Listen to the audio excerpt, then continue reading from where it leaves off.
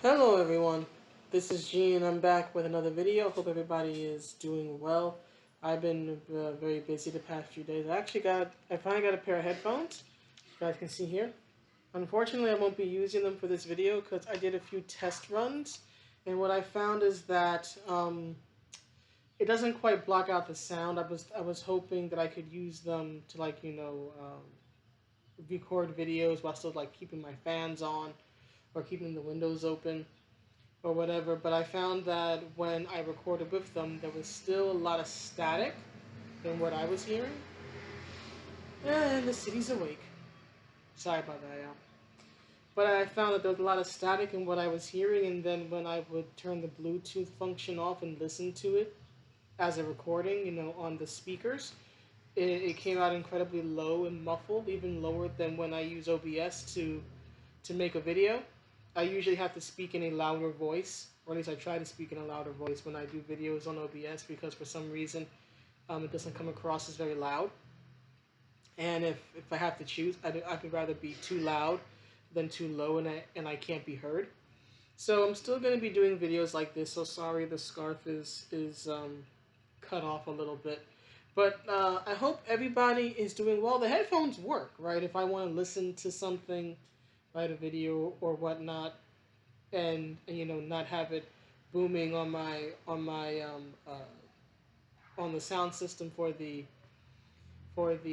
computer itself, it's fine. It's just that it just doesn't really work for recording.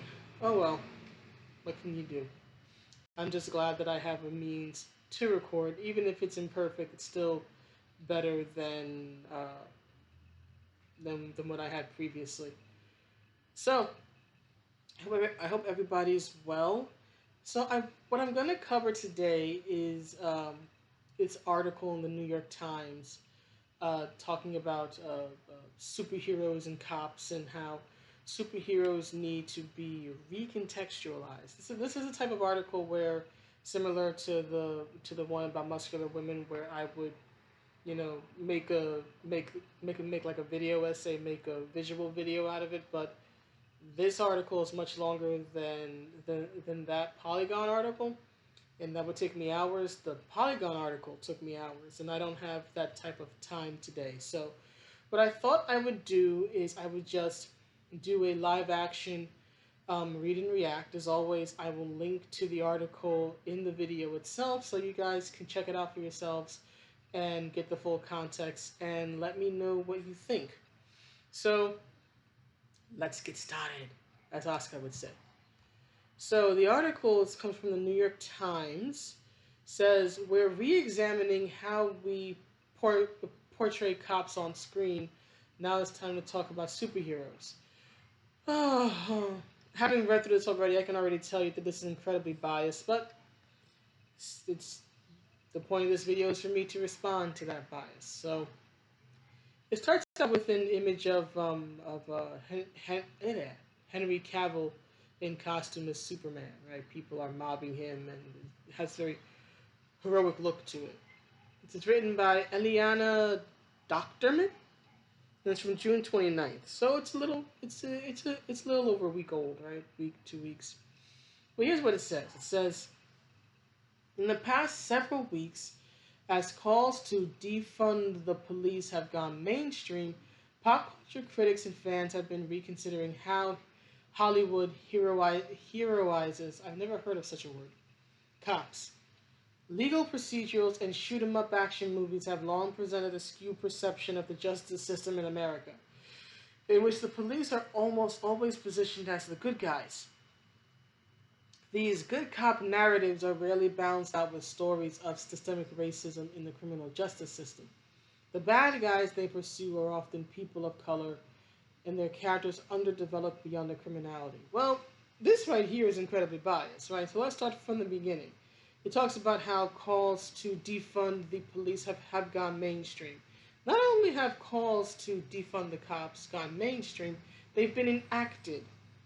Okay, the elected oppressor here in New York City, Mayor de Blasio, has decided to defund the cops, essentially taking like $1 billion plus away from their budget The cops in Seattle were um, defunded.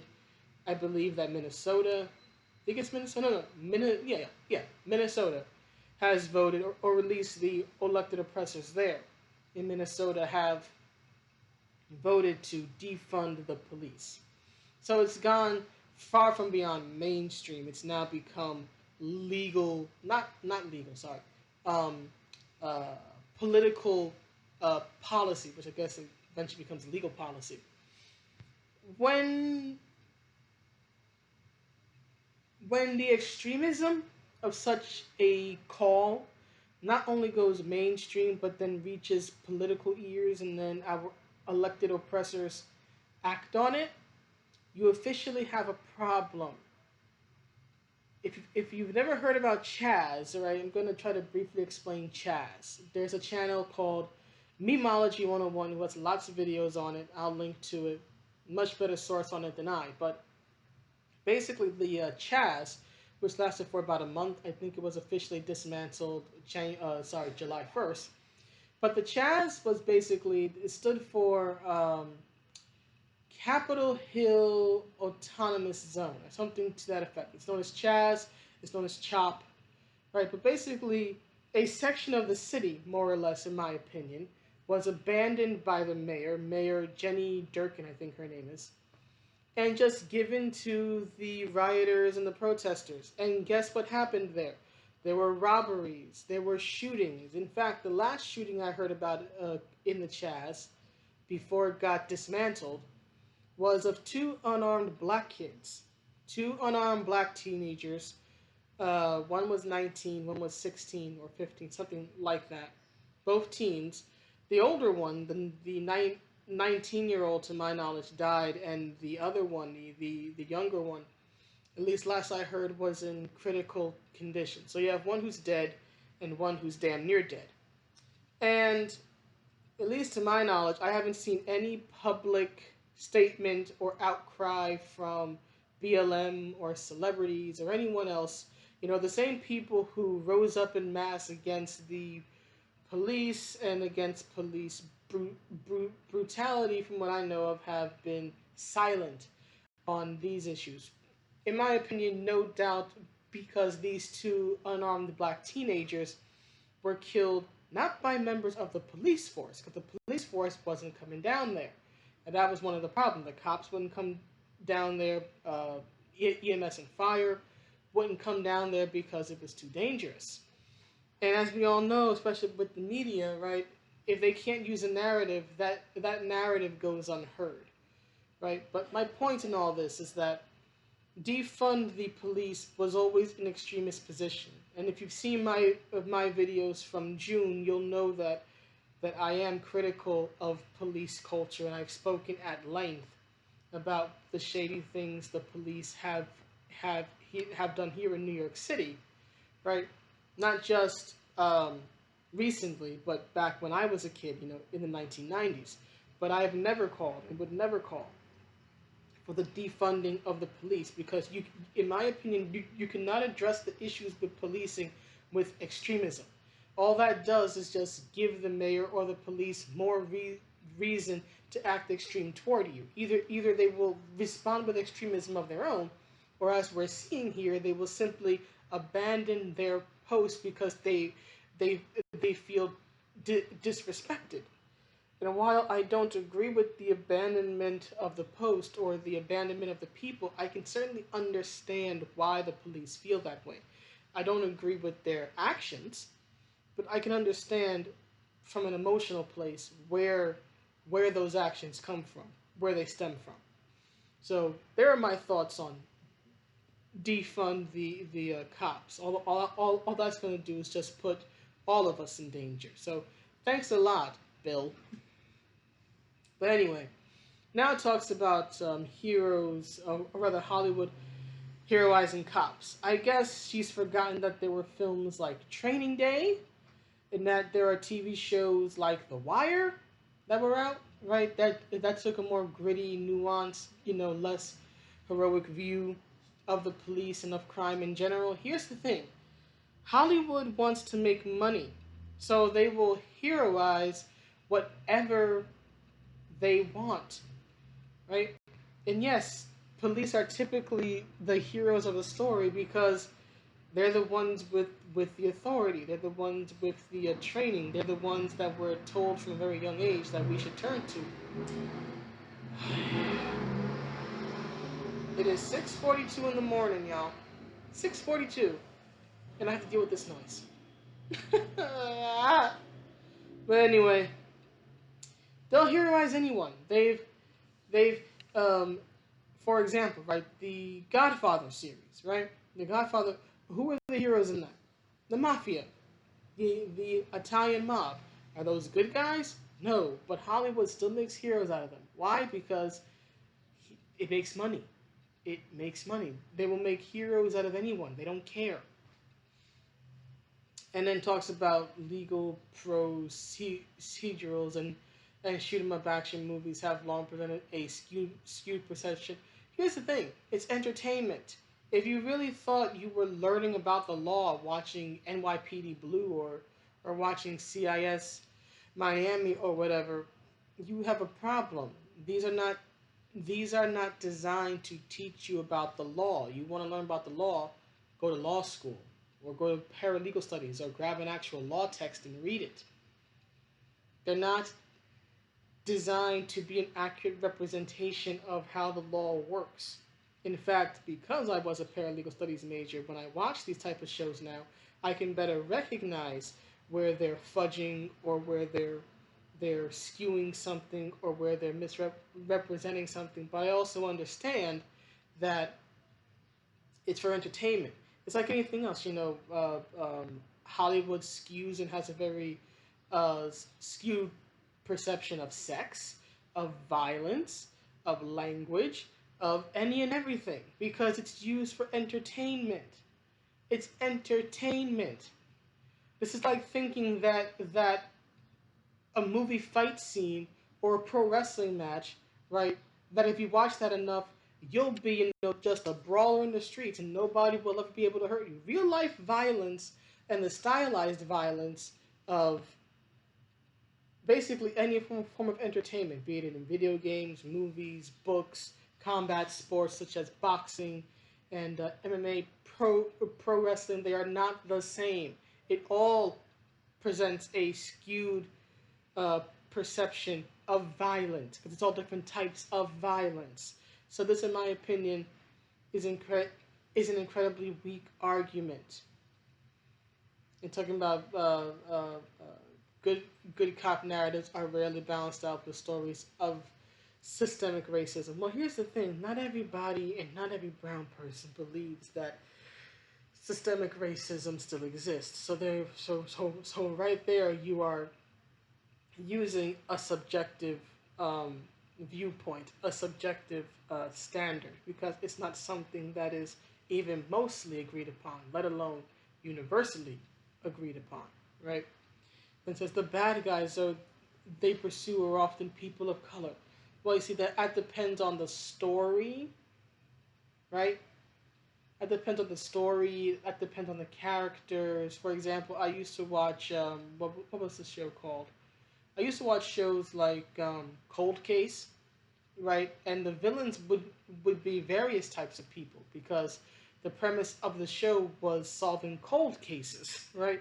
These cases that had gone unsolved or forgotten over time. So yeah, at times the villains were black people because it made sense for the story, right? A story about inner city crime, for example, like in the 1990s, yeah, it's probably going to involve black people, but a crime involving, say, you know, the death of an actress in Hollywood, right? It was much more likely to involve white people. It was a matter of time, setting, right? This is what I don't like about these type of articles. They just make these generalized statements without giving examples, right? It all depends on which show you are watching, which episode you are on, what's the content, what's the context, and they never want to provide these things. But anyway, moving on. I know I've gone at length about this. Sorry, guys. In this period of reckoning, the long-running show Cops and the widely watched live PD have been canceled. And again, this is the problem. This is probably the closest things we were going to see to actual policing at work, without actually having to be in the situation. And now they've been canceled. But I thought Cops went off TV years ago. But anyway, actors and writers who contributed to police procedurals are criticizing their own work and donating money to the NCAA Legal Defense Fund. Of course they are. They're actors and writers. They're following the party line. Parents are protesting benevolent portrayals of canine cops in the children's television show Paw Patrol. Again, the incredibly extreme, unbalanced, unnuanced hatred of police officers has led to this. Parents are protesting a benevolent portrayal of cops in a kids show. A kids show. It's Paw Patrol. It's Paw Patrol. See, this is why Gargoyles cannot come back at this time. Because Gargoyles touched upon social issues in a very nuanced way. In this world, at least in this current climate, is not ready for a nuance. And plus, Elisa was a cop, right? And she was a good cop, and she took pride in being an officer, being the daughter of an officer, right? There is no way Gargoyles is coming back at any time soon, and I don't want it to, because I love that show too damn much. And Ava DuVernay? No, I say her name. Film Collective Array is launching the Law Enforcement Accountability Project. Okay, I'd like to see what that's actually about, but I agree with the sentiment of law enforcement accountability. To highlight stories of police brutality and counteract a biased narrative. Okay, but if you only talk about stories of police brutality, aren't you also presenting a biased narrative? Again, there's no balance here. I'm all for calling out the bad actions of police officers, but you've also got to acknowledge when they do something right, both for their own sakes and for the sake of the people. Think about it like this. If a friend came to you and all they did was complain about their boyfriend or their girlfriend, and all you ever heard about this person, keep in mind, you've never met them personally, so the only account that you're getting is from your friend who you trust. So if all they talk about, if the only thing they ever bring to your attention is how bad this person is in some fashion, wouldn't you develop a very skewed perception of this person whom you've never met, because you've been getting this very one-sided narrative from a person you trust? I don't think it's too different here. But the article continues. But as we engage in this long overdue conversation about law enforcement, it's high time we also talk about the most popular characters in film, the ones who decide the parameters of justice and often enact them with violence, superheroes. Except superheroes very rarely are politicians or lawmakers, so no, they don't decide the parameters of justice. The parameters of justice are decided by the lawmakers, and it's decided by the legislative arm, and it's decided by politicians, it's decided by a lot of people, but not superheroes. But anyway, so now it goes into cops with capes, and of all things, it shows a picture of the Punisher, who does not wear a cape, who's not a cop. He was a Marine, if I remember correctly. And he functions more as a vigilante than necessarily a police officer. Right? But anyway, superheroes have dominated popular culture for the last decade. They've actually been part of our culture for long. Beyond that, the MCU is not the first thing to ever exist. They are fixtures of the highest grossing movies and icons to more than just our children. That's true. People like me and people who came before me grew up reading comics and admiring comic book characters. But see, you lady act as if comic books or comic book heroes have only existed for the last decade. I grew up watching Batman and X-Men and whatnot. They are beacons of inspiration. Protesters dressed as Spider-Man and Batman have turned up at recent Black Lives Matter demonstrations. And yet, what are superheroes except cops with capes who enact justice with their powers? First of all, I mean, I find it a bit ironic that people are dressed as Spider-Man and Batman turning up at BLM demonstrations because while they both operate as vigilantes, meaning they operate outside the law, right? And they're routinely pursued by the cops. Right now, of course, Batman has an ally of sorts in Jim Gordon, but even Jim at times, has to remind him that there's only so much he can do to keep the GCPD off of Bruce's back, right? There is a difference between an alliance, which is what Bruce and Jim Gordon have, and Bruce Wayne answering to Jim. He doesn't. He doesn't answer to anybody, right? So you really can't call him a cop with a cape. He has no oversight, no overseer, no supervisor, right? Some may say, well, he's checked by like the Bat family, and he's checked by Superman, and yeah, that's true, but that's from a more moral perspective, right? But he doesn't have a supervisor that you can report him to, unless you count Gordon. And even Gordon, it's like, what's Gordon gonna do? Gordon can't stop him. But what I find funny about protesters being dressed up as Spider-Man or Batman is that if there's two heroes that are probably as ALM, all lives matter as you can get, it's Spider-Man and Batman because they truly care about all lives, right? Batman in particular refuses to even kill the Joker. Despite all the pain Joker has caused him personally, right, and caused the city at large, he still won't kill the man because he still finds value in his life, right? And Bruce is one of those very rare people with privilege, right? The privilege being not his race, but his money, right? Coming from old money, who puts that money to the betterment of his city, right? He owns and operates, at least my understanding, at least he owns, Arkham Asylum, right? Which ideally is supposed to help rehabilitate um, supervillains. So Bruce cares so much, both as Bruce Wayne and as Batman, that not only does he fight crime against anybody and protect people no matter who they are, he has put millions of his own dollars into Arkham Asylum to even give his mortal enemies help and a second chance in life. I don't think you can get more ALM than that. Now, when it comes to Spider-Man, right, again, Spidey's a bit different, right?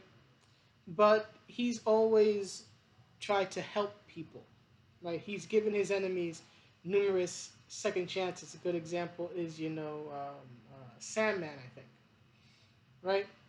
They're about as ALM as you get.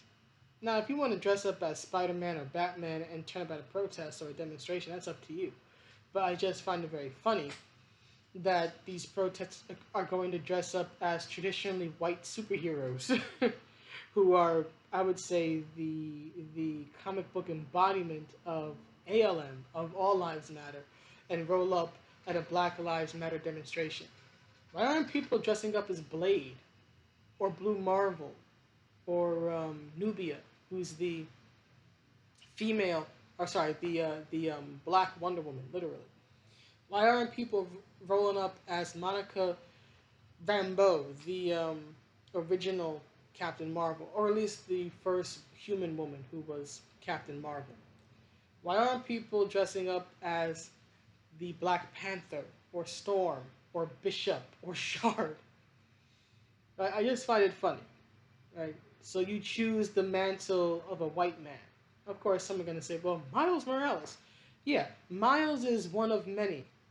It doesn't change the fact that when most people think of Spider-Man, they think Peter Parker. And Peter Parker is a white Jewish boy, right?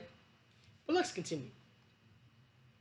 With a few notable exceptions, more on those later, most superhero stories star straight white men who either function as an extension of a broken U.S. justice system or as vigilantes without any checks on their powers.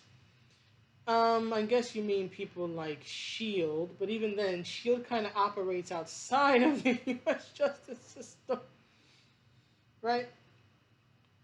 Again, none of them are actually cops. The only ones I can think of, at least on top of my head, that are actually part of the broken U.S. justice system are the ones like Daredevil or She-Hulk, who have day jobs as attorneys, and an attorney, a lawyer, is part of the justice system, right? They're the representative of their client, right? Be they a criminal defense attorney or if they're for the prosecution, right? So that's the role they play. But even then, while Matt Murdock and Jennifer Walters, are attorneys by day and superhero vigilantes by night, they're still not cops. So again, what is your point here? And again, as I just mentioned, right? All these black heroes, and you want to talk about how most superhero stories star straight white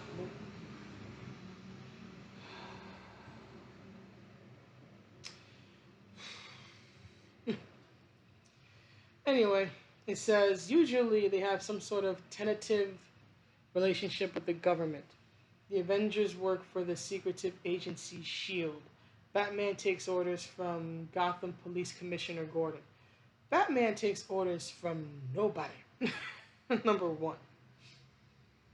Even the villainous members of the Suicide Squad execute government orders in exchange for commuted prison sentences. Okay, so we're talking about government. Government and the police are not the same, right? It's like saying that a soldier and a police officer are the same. They are not. One works for the greater country, one works for the government, right? The commander in chief is also the head of the armed forces, right? That's who a soldier answers to ultimately, right? The police typically answer to the mayor, right, or the governor. One's very local, one's for the nation itself. Working for the government and working for the city, right, are not the same. Okay? Not the same. The Avengers and S.H.I.E.L.D. don't work for the cops or with the cops most of the time. The only one where you got it right, somewhat, was Gordon. Because Gordon is a police commissioner. But even then, Batman works with Gordon. And Gordon understands that Bruce is breaking the law for the greater good. But even then, Gordon has explained to Bruce several times, that he does have to, let the cops do their job. And part of their job is to apprehend Batman, right? Because Batman's a vigilante. Batman works outside the law. So in all of these instances, you have someone in one way or another who works either outside of the law that the police are supposed to enforce, or who are not police and would not answer to the police at all. Have you ever heard of jurisdiction, my dear? It says, and even when superheroes function outside the justice system, so you do acknowledge that. They're sometimes idolized by police because they're able to skirt the law to get the job done. Okay, yes. People idolize anti-heroes. What's your point? People idolize characters like The Godfather, right? Those are criminals. Think about like Scarface, right? He's a big idol to people in the inner city. And what was the film Scarface? It was the rise and fall of a drug kingpin. Yes, we tend to idolize the cool bad guys or the anti-heroes. What's your point? In fact, real-life police officers sometimes adopt the symbolism of these rogue anti-heroes. Again, you just said it. They're anti-heroes. There is something appealing in the anti-hero. The Punisher, a brutal vigilante introduced in a 1974 Spider-Man comic, who's often portrayed as the villain, right? The only time he's ever shown heroically, from what I've seen, is when he's in his own comic. When he's in other people's comics, for example, Daredevil's comics, Daredevil's trying to stop him. Daredevil may understand why he does it, but Daredevil doesn't agree with it, right? Although Daredevil's a vigilante himself. Like he's Punisher when he's featured in other people's comics tends to be featured more as the villain. So I don't see where Marvel is trying to like idolize or glamorize, at least when the stories are written well, Punisher. But here's the thing, Punisher will always have an appeal because it's the same reason Batman has an appeal. Here are these people who have the means to do something and they do it. Batman has the money and the skills and the training. And while Punisher doesn't have the money, he does have the skills from his years as a Marine. So they go out and they fight crime. They do what most people wish they could do but cannot. They take on crime and they do it without the confines or consideration of the law. Again, it's a power fantasy. So long as you keep it in check, there's nothing wrong with a power fantasy. Same reason why people like films such as Death Wish. In fact, the Death Wish series is one of my mother's favorite films. I personally don't like them because they're just one long revenge story. But a lot of people do like them, and a lot of people do like them because it's a regular guy fighting a war against crime. It's a power fantasy, right? It's pretty much saying I'm not going to be a victim anymore, and taking the battle to the streets. And for example, one of my favorite video games of all time is Streets of Rage 2. What is that? It's basically four vigilantes, right? Fight two of them ex-cops fighting crime, going through not New York City. They never want to tell you which city it is, but it's pretty damned obvious. It's the movie version of New York City back in the late 80s and like early 90s. But part of the fun of that game is that yeah, you get to pick from two ex cops, a skater boy, literally, inline skate, right, and a pro wrestler. Of course, I always chose the pro wrestler. And you basically get to fight crime in one night and save the city. Again, it's a power fantasy. It's fun to imagine what you would do if you could do those things. There's no problem with it. So long as people don't actually go out and try to do that craziness, it's fine. But anyway, it says here, I will reread it. The Punisher, a brutal vigilante introduced in 1974 Spider-Man comic, who also starred in a 2017 Netflix series, has become an emblem for some cops and soldiers, to the point where Marvel felt the need to address this idolatry in the pages of its comics. In the 2019 story, a group of police fanboys run up to the Punisher and say, "We believe in you." One shows off a Punisher skull sticker on his car. The Punisher rips the sticker off and says, "We're not the same. You took an oath to uphold the law, you help people. I gave that up a long time ago. You don't do what I do, nobody does." Another cop replies, "Like it or not, you started something. You showed us how it's done." I think the only part about this that I agree with is Punisher's response. I could see him as a guy who wouldn't want to be idolized because he knows that what he's doing ultimately is against the law. And he typically doesn't try to hurt cops because he realizes that, unless it's a bad cop, right? It's different, but he realizes that they have nothing to do with his own personal war and crime. Right. So his response of saying, "Look, you took an oath to uphold the law. I didn't." I can understand that. But making police officers look like falling over themselves fanboys, I think that's a bit unfair. Yes, there are some cops who will wear or display the skull sticker, but I've also seen that of people who. One second. Right, as I was saying, right, there are some people I've seen gun owners also wear the Punisher shirt or have the skull sticker. So should I imagine that because someone owns a gun, that or they're proud that they own a gun, that they are pro vigilanteism? I don't think that's a reasonable assumption to make. But moving on. The Punisher, this article says, the Punisher is representative of a larger problem in superhero narratives. Punisher is not a superhero, he's a vigilante. Anyway, when Batman ignores orders and goes rogue, what do you mean ignores orders? No one gives him orders. He is rogue. He's a vigilante. There's no oversight committee to assess whether Bruce Wayne's biases influence who he brings to justice and how. Well, again, he does have, Superman and he does have Gordon and whatnot, but yes, as I mentioned earlier, he answers ultimately to himself, right? He doesn't really answer to anybody else. There are some people who exist to sort of keep him in check, but yes, that's exactly it. There is no oversight committee.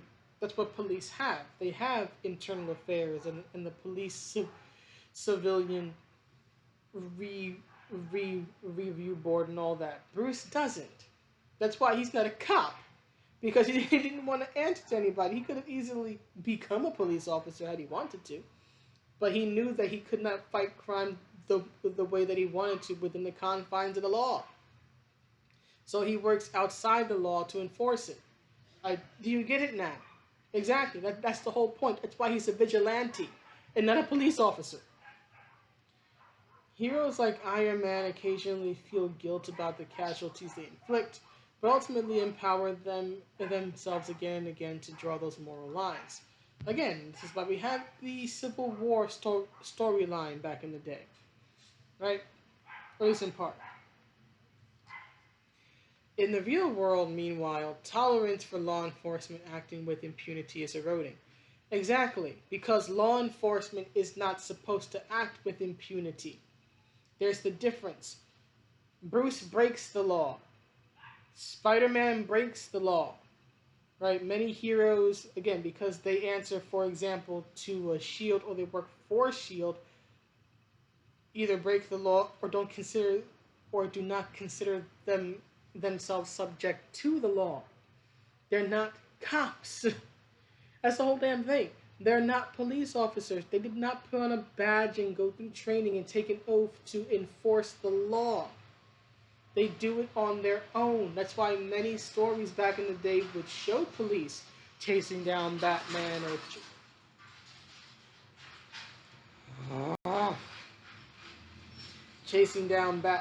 chasing down Spider-Man. Even an issue of She-Hulk, 1980 She-Hulk. She's being chased by the cops because she's caused the damn collision, a traffic, not just a traffic jam, but a traffic collision, and the police have to stop her.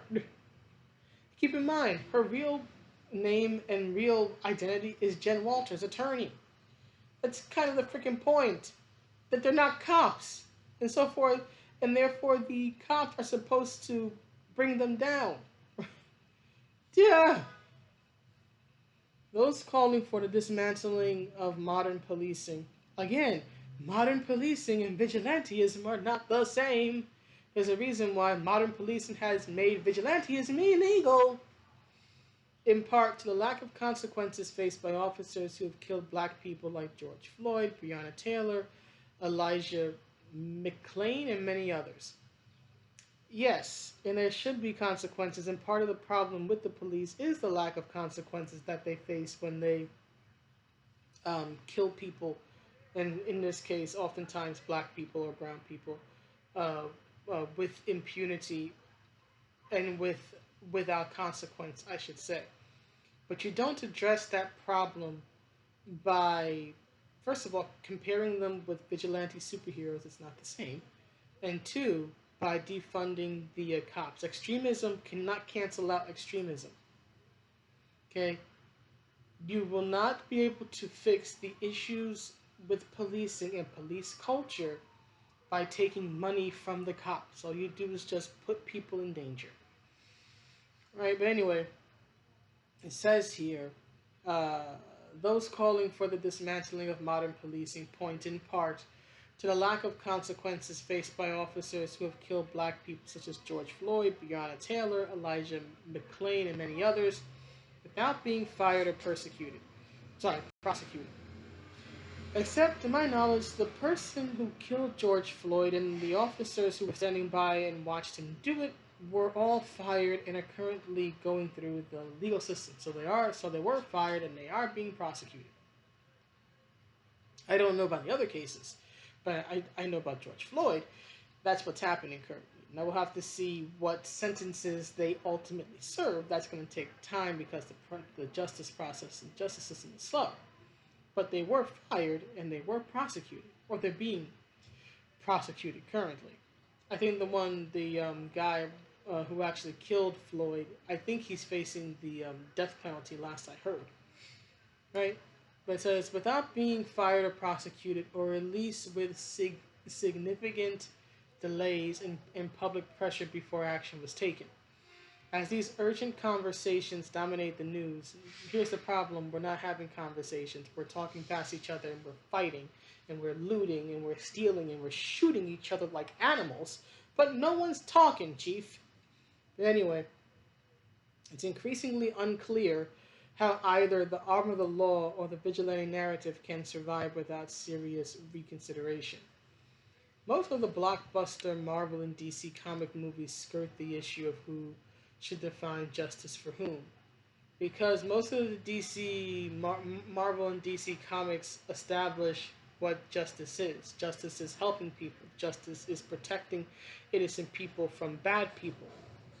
I would say that superheroes work more as first responders than they do police officers. But the standard of justice is basically, generally speaking, in Marvel and DC comics, is do good by your fellow man. Right? Protect them from evil. Do not inflict evil upon them. It's kind of understood, but I'm not sure this lady's actually... Maybe she watches the films, but I don't think she's ever read a comic book in her life. Captain America Civil War and Batman v Superman Dawn of Justice briefly float the idea of superhero oversight, but both devolve into quip-filled CGI fistfights. I haven't seen either movie, so I can't offer an opinion. In fairness, the Civil War storyline in the Marvel Comics more thoughtfully plumbs the death of that socio-political debate. Thoughtfully?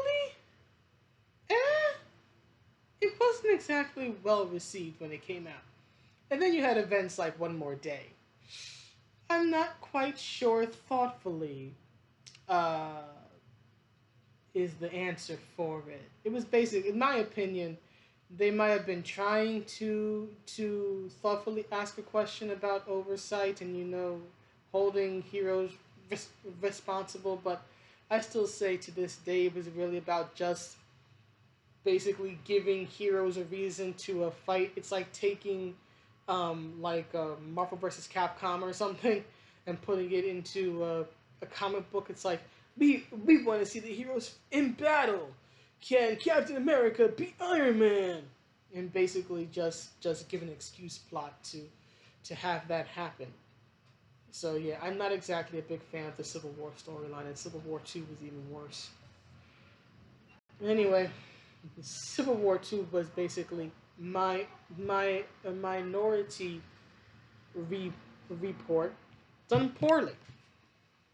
Joy. And that's what made Carol Danvers the hated person she is now. Let's not forget, she killed Tony. Anyway, what's more, given that the creators and stars of these movies have historically been white men, it's hardly surprising that so few reckon with issues of systemic racism, let alone sexism, homophobia, transphobia, and other forms of bigotry embedded in the justice system, or the inherent biases these superheroes might carry with them as they patrol the streets of the universe. Have you read comics from the 70s and the 80s? Have you read comics such as God Loves, Man Kills?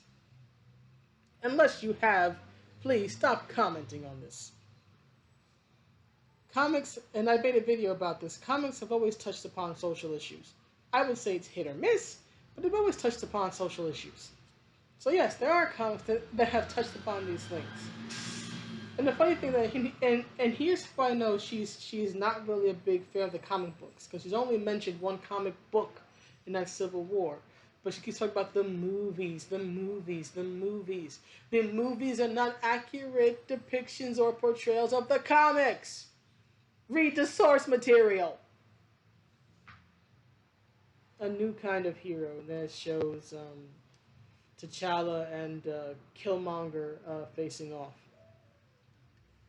There is some history of reckoning with policing in black superhero films. Okay. Blade, a 1998 Blade, the 1998 Wesley Snipes superhero movie, launched the superhero movie boom we're still in today. No, it didn't. There were superhero movies after it, but it did not launch the MCU. The MCU likes to act like Blade didn't exist. There were plenty of bad superhero films that followed that one. Right, what started the MCU was the success of the Iron Man film. It wasn't Blade. Blade is one of the first, I would say, mainstream hit superhero films, especially for Marvel. I'll give you that. But being a hit and being the impetus for the MCU are two different things. But anyway, the movie, written and directed by white men, guess what? The character of Blade was also created by a white man. So what's your point?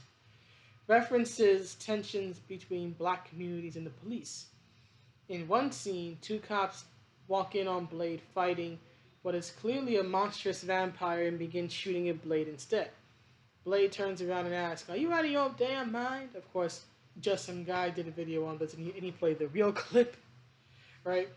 Which is a lot more profane than the depiction here.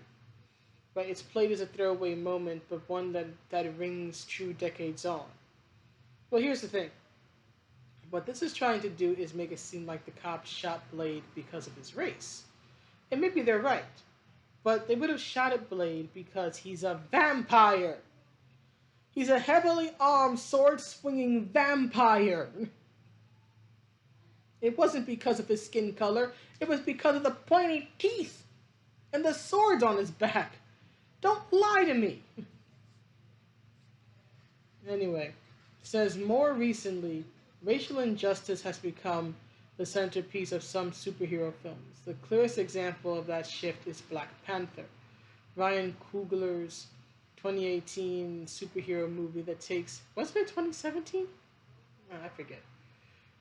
Superhero movie that takes its main subject of the oppression of BIPOC. I'm guessing it means black, indigenous, people of color. People. How do you say that? People worldwide. In that movie, Black Panther, aka T'Challa, keep in mind he's a prince, right?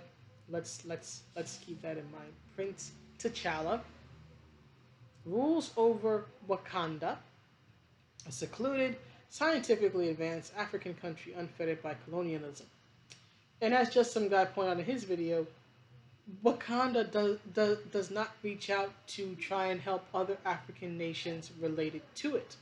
And if you look at human history, world history, you will see that when countries become overly isolated, they actually end up falling behind. A good example of this is the history of China and Japan, both which were incredibly weary, and I think especially in China, still incredibly weary of opening up to the West, and not without valid concern, in my opinion. I do think that they had a very good reasoning then and now for their weariness. However, what happened was because, and again, I'm speaking in very broad context, right? I'm just talking about Chinese and Japanese history as I understand it as an American, right, in general. But what happened is that if you look through the history of these countries, right, through the dynasties and all that, the over-isolationalism, right, it ended up hurting them in part because of the fact that they fell behind in the technical, at least to my understanding, they fell behind in the technical um, uh, ad- advancements made in warfare, right? And then when eventually these countries, these kingdoms, these dynasties eventually did come into uh, war and armed conflict with the barbarians, which is what they would typically term anybody who was not like them, especially a foreigner. They would lose these skirmishes, and then what would happen? You would get stuff like the very uneven treaties, right? Especially in like the late 1800s, the 1900s in China and whatnot, which led to things like the Boxer Rebellion, which didn't exactly help the Chinese people, right? It's probably one of their lowest points as a nation.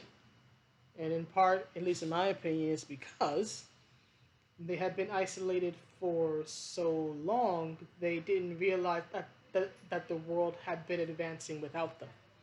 But again, this is a very, 100,000 feet view, overview, and I'm certain that people who have more knowledge than I could explain it better. But that's just my understanding of it. So, long story short, over isolation can actually be detrimental to a country. So really, Wakanda, in my opinion, should be struggling if they're that isolationist. But that's just me, right? But then it continues. He faces off against a would-be usurper named Killmonger, who argues that Wakanda must abandon its policy of isolationism and help combat systemic oppression across the world. The only way you can ever truly combat systemic oppression across the world is if you could solve for the greatest solve for X in the world, which is the human condition. You cannot combat the human condition. T'Challa eventually discovers that his own father and Killmonger's father had a similar debate in the 1990s. When Killmonger's father was deployed to America as a spy, he became radicalized by the racism he saw there. He smuggled weapons from Wakanda to help black people suffering in America. But yes, because the armed conflict has certainly helped black people in America, hasn't it? When T'Challa's father confronts Killmonger's father, the latter argues their leaders have been assassinated. I'm assuming they refer to Malcolm X and MLK. But if he only came to the U.S. in the 90s, would he have known about that? Because that happened like 30 years earlier by that point. Maybe he read up on it. I don't know. So he says their leaders have been assassinated, communities flooded with drugs and weapons. Yes, and what did gang violence do? What did armed black gangbangers do to their communities? They destroyed them. They destroyed them because they sold drugs and they sold weapons with impunity. And guess what? The cops had a very hard time trying to stop them because guess what happened? The communities would not cooperate with the police.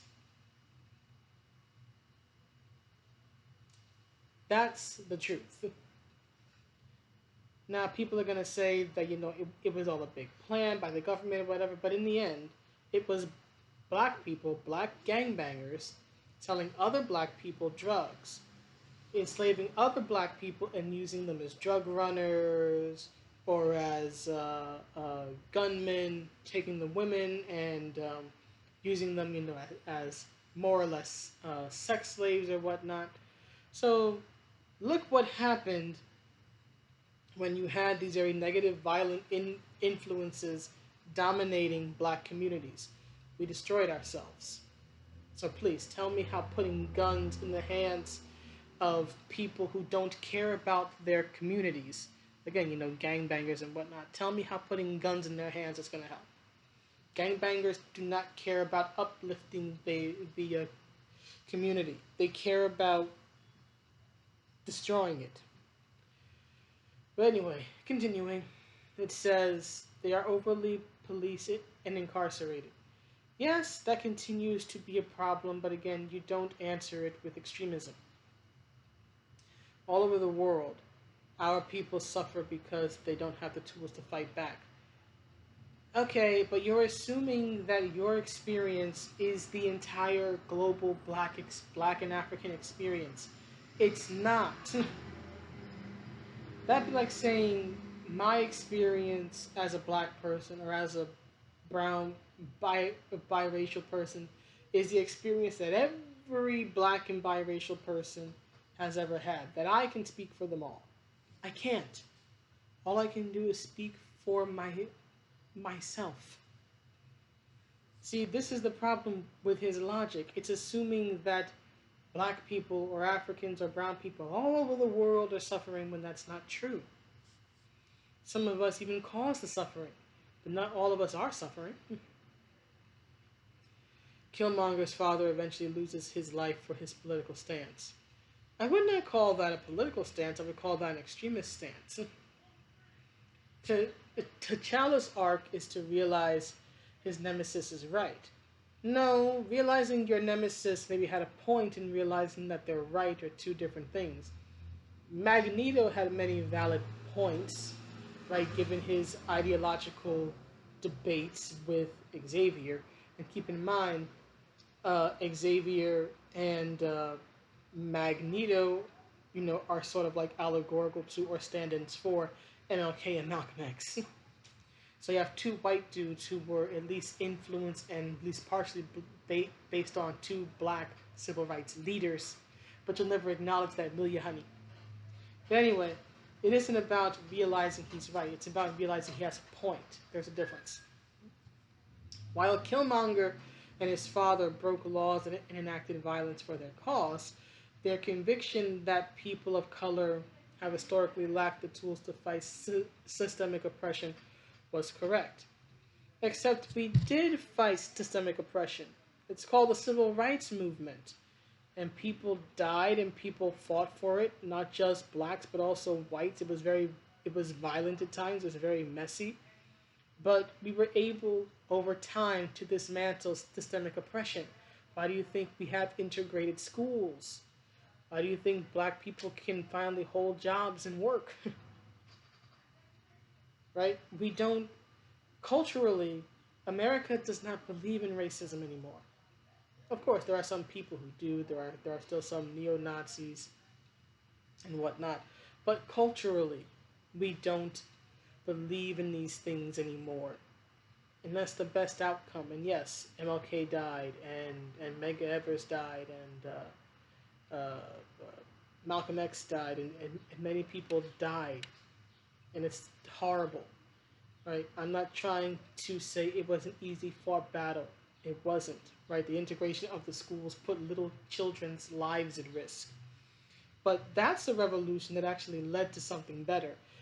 I would say it's something better that, sadly, I would say many in the black community have squandered, but still, it did lead to something better. Now, sadly, we are regressing and not progressing because we are trying to build back up these walls of division that we spent literal decades tearing down. But anyway, continuing, T'Challa eventually comes to represent a compromise between these two viewpoints. He uses his relative privilege to empower people who have been held back by colonialism and racism, but finds non-violent methods to do so. At the end of the movie, T'Challa opens a community center in Killmonger's hometown, Oakland. He asks his girlfriend to run a social outreach program for black communities, and his tech-savvy sister to head up an education program, the same sort of community investment that activists have been calling to redistribute police budgets into social support systems are now calling for. A Black Panther sequel is in the works for Coogler, and audiences can expect further exploration of this tension between policing and community support. So you're telling me that T'Challa's answer for the issues going on his continent of Africa was to open up a community center in Oakland, California, USA. This is what you're telling me. He was going to address issues on his own continent, or within his own country, or with his neighboring countries. Instead of focusing there, He's going to try to be a community leader in Oakland, California. Completely different structure, completely different culture than the one he comes from. I'm going to say it because black people don't seem to understand it, but the bulk of us are not from Africa. We are not Africans. Okay? We do not have ties to Africa. Unless you actually come from Africa or have descendants that come from Africa, you're not African. Same way I don't have ties to Japan because I'm not Japanese. No one from my family comes from Japan. Okay?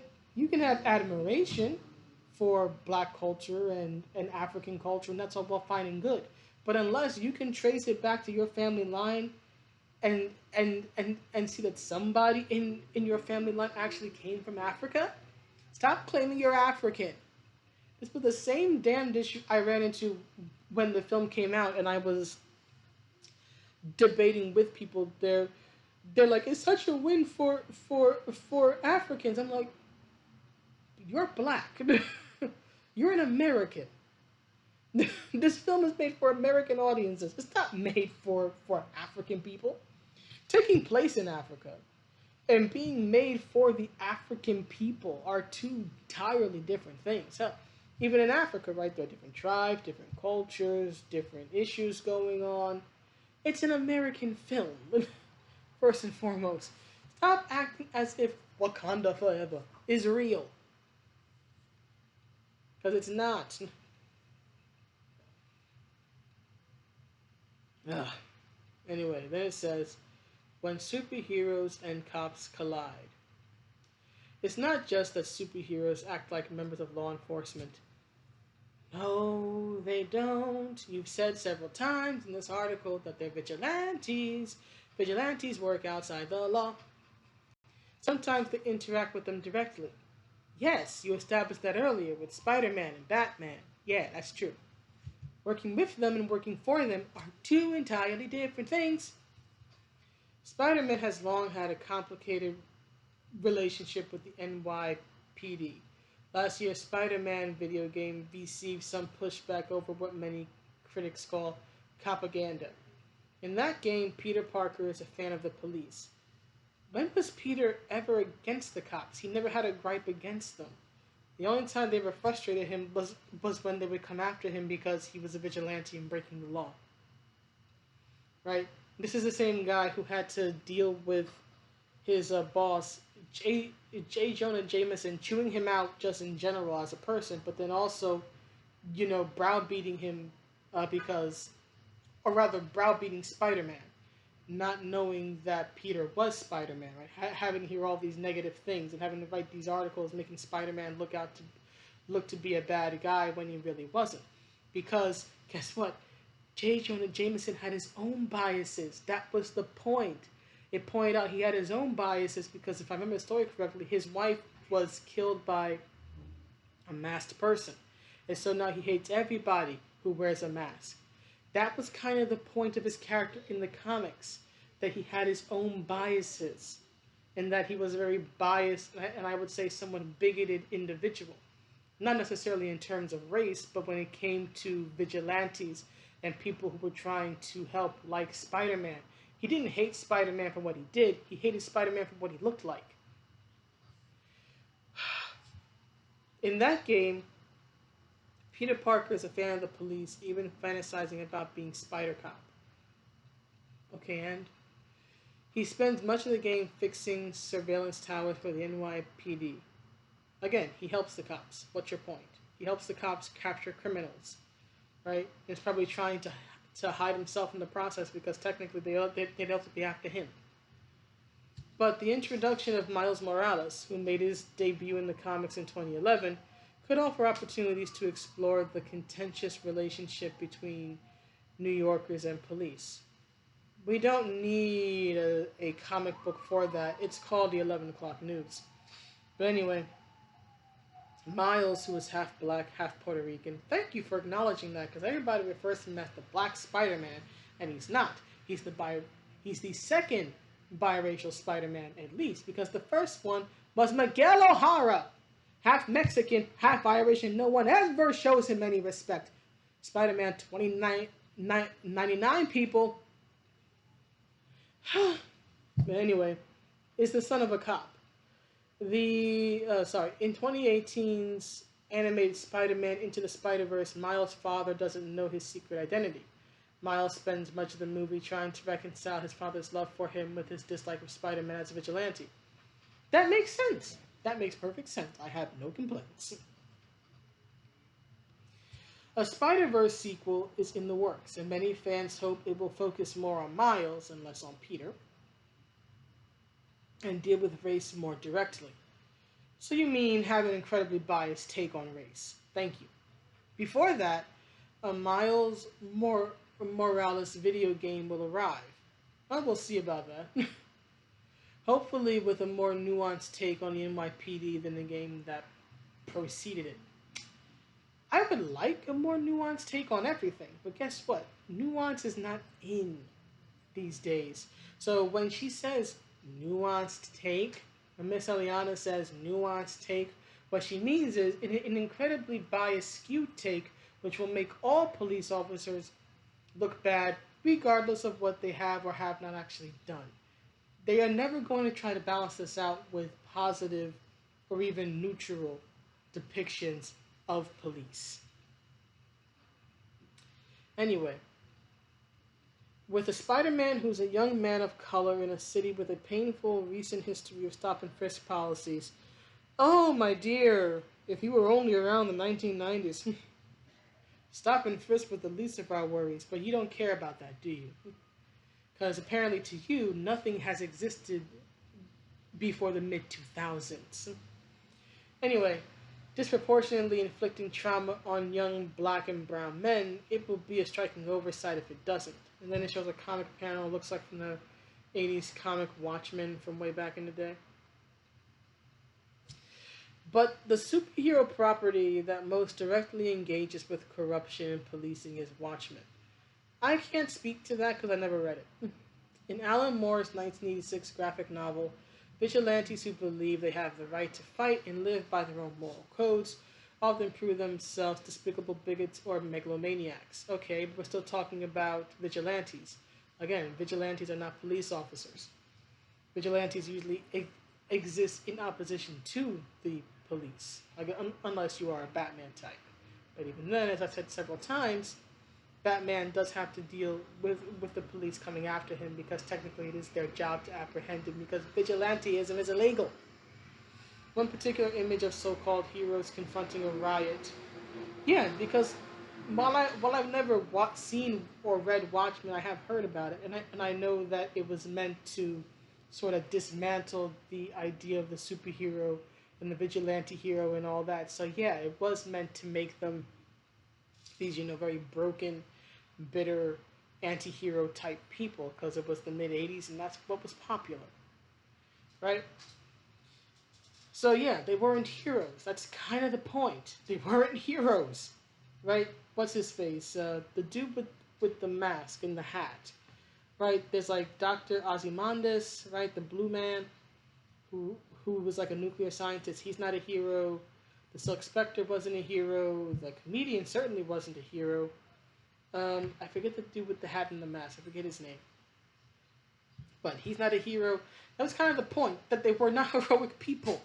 Maybe they had superpowers, but they were not heroic individuals. Anyway, confronting a riot looks an awful lot like the recent videos we've seen of police officers shooting rubber bullets and tear gas at protesters. Maybe because the 80s was still a great time of social upheaval, right? I guess you never saw that video, of the lone Chinese student standing in front of a tank at Tiananmen Square, right? Right. Still, the comic was a product of its time, and the storylines have not all aged well. Sorry. Damon Lindelof's 2019 HBO series adapted from the comic remixes the original story and serves as a spiritual sequel. So basically, it's taking a property that already had an established story and saying, hey, who needs the story? Who needs the story? I'm going to tell my own story instead of making up my own story. In recognition of its relevance to the current moment, HBO made all episodes briefly available to watch for free over the Juneteenth holiday weekend. Yeah, suddenly now we all care about Juneteenth. It was never a holiday until this point. Unlike Moore's story, which ultimately becomes a tale of white men fighting over power, because that's what people do, we fight over power. Lindolf's show begins in the 1921 Tulsa Race Massacre. As Victor Luckerson writes in The New Yorker, oh, because I should automatically believe him in his take because he writes for The New Yorker. That event was the country's most significant incident of racial terrorism, during which the city's Black Wall Street was strafed by planes and burned to the ground by white supremacists, abetted by the National Guard. It's a true story that would be left out of school books, mislabeled a race riot, and deliberately forgotten. Maybe he's right. Maybe he's wrong. Maybe he's somewhere in the middle. I don't know because I have to look into it myself. I'm not going to take his word for it. The misremembering of history becomes the theme of the show.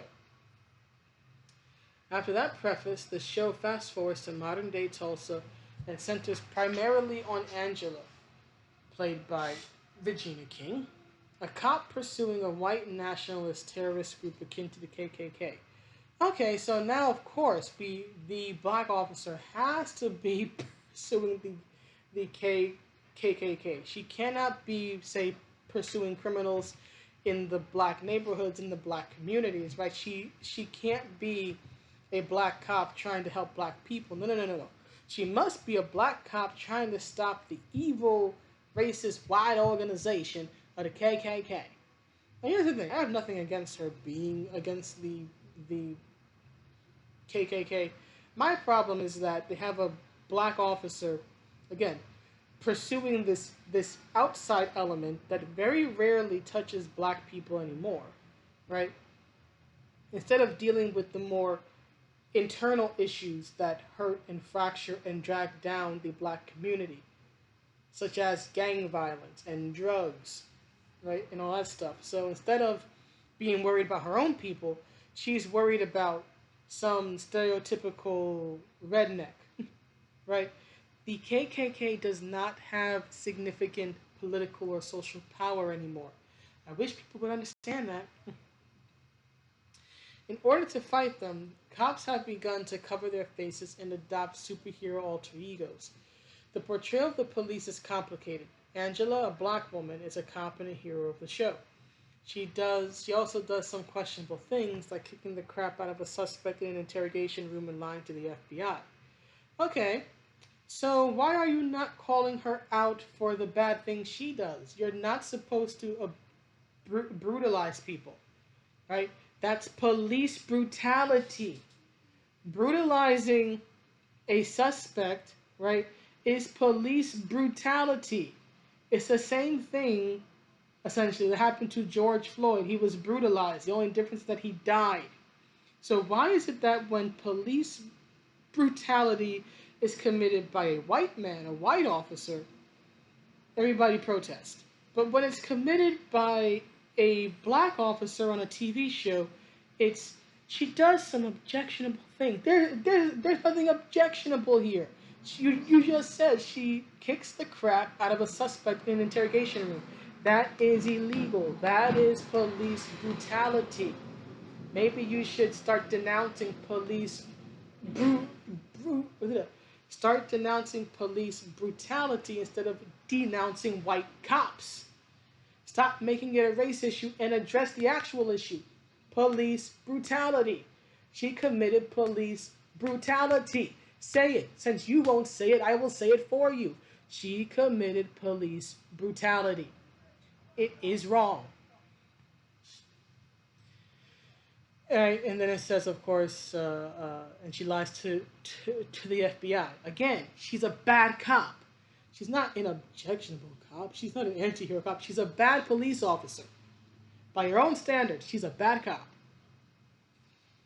But as the mysteries unravel, it becomes clear that Watchmen's real intent is to revisit one of the most lauded stories in the comic book world and re-examine it from a perspective of historically excluded black characters. In doing so, the show reveals the connective tissue that links harm committed against black people from the Tulsa massacre to the racism that Angela deals with in the present day. Black heroes rise up and meet the darkest force, one that's ignored by most superhero stories: racism. I would agree with this except for one thing. The biggest thing holding black people back, in my opinion, is racism. But it's racism coming from and within the black community. The biggest issue with the black community is the black community. And yes, we have issues with other communities, and we have issues with the cops, and yes, that's all true. But our biggest problem continues to be ourselves. And what's funny is that they show this picture of Regina King, I guess you could say, in this superhero costume. And what I find funny is that, right, all these paragraphs have been about, her being black, right, her race, right, her race as an African American. Now, I don't know how many of y'all watched the show, but I'm going to describe the image to you. So she's basically doing blackface on the upper part of her face, right? This part's painted black, right? All this here is painted black. Is it blackface if a black person does it? Right? And she's got this hood on, and then there's this like white section here, and the rest of it's black. The best way I can describe it is that it's a cross between Jedi robes and a ninja uniform. She honestly looks like a ninja. That's the visual that I get. She even has like I guess like a sheriff's badge or whatever, but it's stars, it's pointed, so it looks like a shuriken. She looks like a ninja. So you're telling me you have this black woman. Her whole thing is that she's fighting the KKK and all that, and her whole thing is that she's black. So she's African American, right? She's a black American. So her superhero persona's going to evoke the image of an Asian warrior archetype. So to present blackness, she decided to become a Japanese ninja? Explain this to me. I mean, and I want to be clear, I think it's an awesomely cool look. I love it. But I'm just saying, if the whole theme is her race, why doesn't her outfit visually represent her race? Why doesn't it scream blackness instead of looking like a damned ninja, which is a Japanese warrior?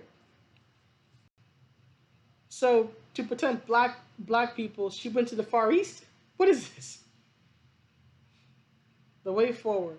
If Hollywood is to do better in telling these stories, more creators of color, of course, it's always creators of color, not creators of color, need to be given the reins to tell them.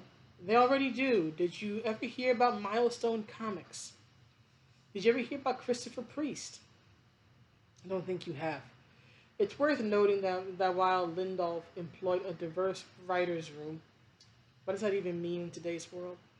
It likely took his name in cash as the creator of Lost and The Leftovers to get such an ambitious story greenlit. Similarly, while the director of Spider-Verse, Peter Ramsey, became the first black man to win an Oscar for animation, awesome for him, Sony initially approached the two white men who ended up producing the film. Are you trying to imply that they approached them because of their race? Can you prove that? Can you prove that Sony approached the two white producers because they were white? Because that's what it seems like you're implying to me, and I don't like that implication. If you're going to imply that, prove it.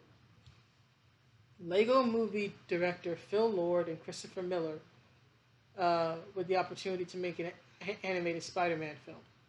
Yeah, and you're implying that Sony approached them because they are white. So prove it.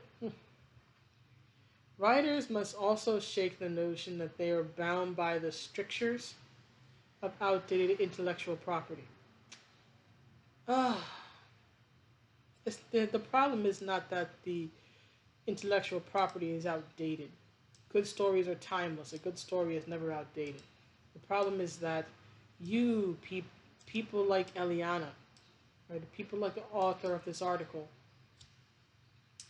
they want to retell these stories or tell totally new stories with established characters that people already know.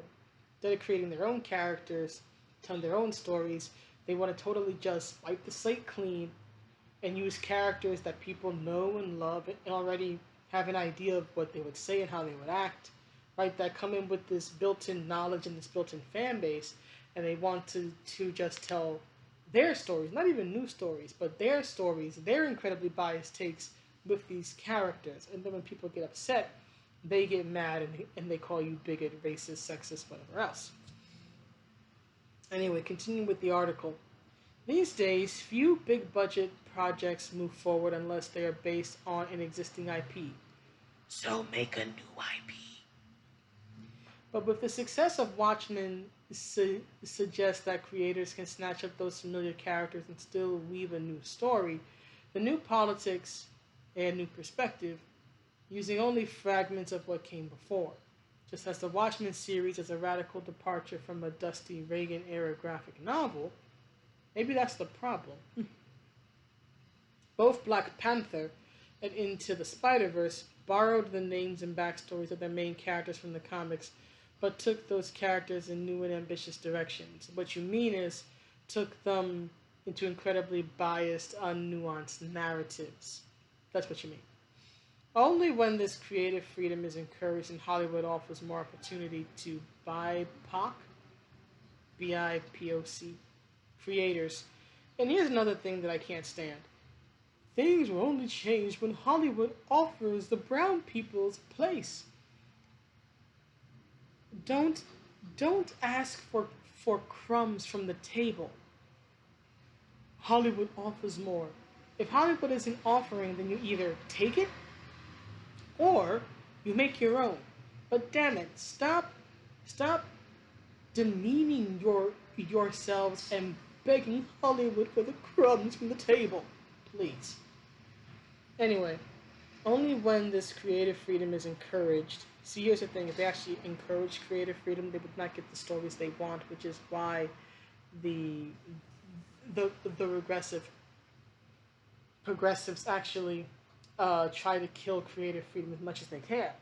But anyway, only when this creative freedom is encouraged and Hollywood offers more opportunities for BIPOC creators or BIPOC, I don't know. And white creators use their capital to support creators who are often overlooked. Why isn't anybody asking Tyler Perry to make a superhero film? Answer me that. We will get more superhero tales that adequately grapple with the complexity of justice in America. Here's the problem. You're not trying to grapple, my dear, you are not trying to grapple with the racial complexities or the racial issues or tensions of justice in America. You are trying to tell an incredibly bigoted, biased, one-sided tale of cops are bad without any nuance for it. Cops are bad, blacks are never in the wrong, blacks are always saints, blacks are always the poor, tragic victims. And I do not agree with that sentiment. Are there issues? Yes. But you cannot solve extremism with more extremism. And you cannot solve for anything by telling, in my opinion, pretty much lies. Yes, the cops have issues. Yes, the black community has issues. But the only way we're going to even try to come to an understanding is if we come together, sit down, talk things out, try to understand each other, and try to find common things to work on and build upon, instead of having this narrative of blacks are always the poor victims of injustice, and white officers are always the ones inflicting that injustice. There are plenty of real life examples of this, and yes, when you see it, I do believe it should be called out. But there's a difference between examples of bad things happening and then painting an entire group of people as bad. It used to be done to blacks, right? Blacks used to be painted as bad. Yes, were there bad black people? Yes, of course. There's always been bad black people. Same way there's always been bad white people, bad Asians, and bad everything else. But there's a difference between acknowledging that there are individuals within a group of people who are bad, and then saying that entire group of people. There's a difference between acknowledging that individuals within a group are bad and then saying that the entire group itself is bad. And that's currently where we are at. People are arguing that police are bad. Police have issues, police have flaws. I am very critical of police culture, but not every cop is bad, and even I am aware of that. I don't like the cops worth a damn. But let's just say that, as you probably figured out if you've actually sat through this video, I don't exactly agree with Miss Eliana Dockterman. And to my knowledge, I think she's white. So wouldn't the current discourse say that she can't comment on these things because of her race? So why the hell is she writing this? But anyway, that's the video. I know I've been going on for, oh my god, it's been an hour and a half. Woo, this is a long one. So anyway, that's the video. I know I'm not going to get a lot of views on this. But I hope you're all doing well. I'm finally done with this article. Please let me know what you think. And I will see you in the next one, which will be a lot shorter. I didn't realize it's been on for an hour and a half. All right. Have a good day, everybody. Bye.